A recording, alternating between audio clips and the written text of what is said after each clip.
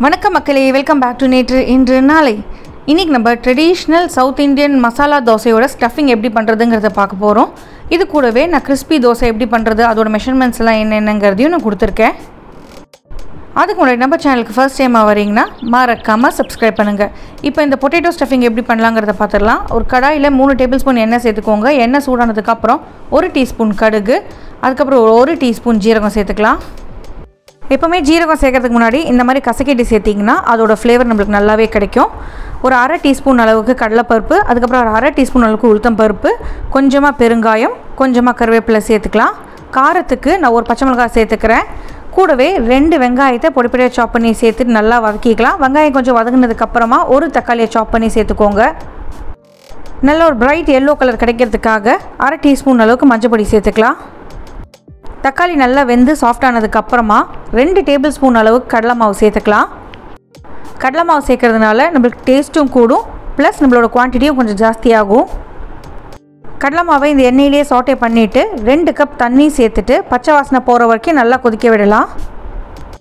காரத்துக்கு ஒரு 1/2 டீஸ்பூன் அளவுக்கு வெறும் மிளகா பொடி, அதுக்கப்புறம் ஒரு 1 டீஸ்பூன் அளவுக்கு சாம்பார் பொடி சேர்த்துக்கலாம். நல்லா கலந்து விட்டுருங்க. சீக்கிரமாக அடிப்பிடிச்சிடும், அதனால் ஃப்ளேமை சின்னதில் வச்சுக்கோங்க. இப்போ இந்த மசாலுக்கு ஒரு 1/4 கப் பச்சை பட்டாணி சேர்த்துக்கிறேன். ஒரு 4 உருளைக்கிழங்க நல்லா தோலோடு வேக வச்சு எடுத்துக்கோங்க. வெந்ததுக்கப்புறம் தோலை உரிச்சிட்டு இந்த மாதிரி கையால் நல்லா மசிச்சுட்டு சேர்த்துக்கோங்க. இந்த மசாலா உருளைக்கிழங்கு பார்த்திங்கன்னா பர்ஃபெக்டாக கட் ஆகிருக்காது. நம்ம மசிச்சு சேர்க்கறதுனால ஒரு பீஸ் பெருசாக இருக்கும், ஒரு பீஸ் குட்டியாக தான் இருக்கும். எல்லாத்தையும் ஒன்று சேர்த்து நல்லா கலந்து விட்டுருங்க. ரொம்ப பெரிய பீஸாக இருந்தால் கரண்டியோட பேக் சைடு வச்சு அப்படியே லைட்டாக மசிச்சு விட்டுறலாம். இந்த மசாலுக்கு தேவையான அளவுக்கு உப்பு சேர்த்துக்க போகிறோம். நல்லா மிக்ஸ் பண்ணி விட்டு பொடிப்பொடியாக நறுக்கிற கொத்தமல்லி இலைகளை தூவி விட்டுட்டு ஸ்லோ ஃப்ளேமில் ஒரு 5 மினிட்ஸ் குக் பண்ணி எடுத்திங்கன்னா நம்மளோட பொட்டேட்டோ ஸ்டஃபிங் ரெடி ஆகிடும். தக்காளியோட புளிப்பே போதும்னா நீங்கள் அப்படியே விட்டுடலாம். இல்லை நல்லா புளிப்பாக வேணும்னா கொஞ்சமாக லெமன் ஜூஸ் சேர்த்துக்கலாம். இந்த ஸ்டஃபிங் பார்த்திங்கன்னா ரொம்ப லூஸாகவும் இருக்காது, ரொம்ப டைட்டாகவும் இருக்காது. ரொம்ப லூஸாக இருந்தால் நீங்கள் பொட்டேட்டோ ஸ்டஃபிங் உள்ளே வைக்கும் போது தோசை சொதன்னு ஆகிடும். ரொம்ப டைட்டாக இருந்தால் உங்களுக்கு ஸ்ப்ரெட் பண்ண முடியாது.